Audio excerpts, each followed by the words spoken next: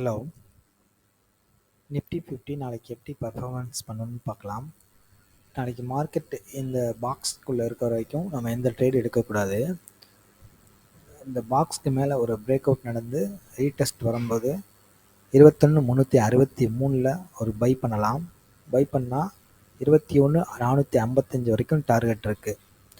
இது இன்ட்ராடேக்கு மட்டும்.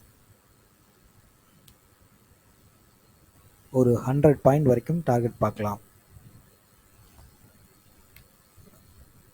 பாக்ஸுக்கு கீழே ஒரு பிரேக் அவுட் கொடுத்து பாக்ஸ் ரீடெஸ்ட் பண்ணும்போது செல் பண்ணலாம்.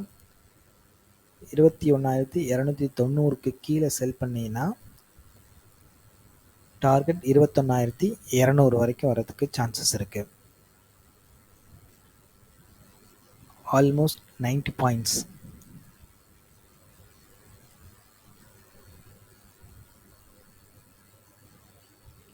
இதுக்கான ஸ்டாப் லாஸ் எவ்வளோ போடலான்னா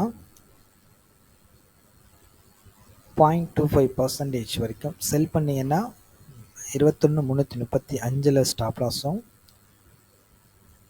பை பண்ணிங்கன்னா சேம் அதே இடத்துல ஸ்டாப் லாஸும் போடலாம். 21,335 ஸ்டாப் லாஸாக வச்சுக்கோங்க. பை ஆர் செல் ரெண்டு சைடுமே.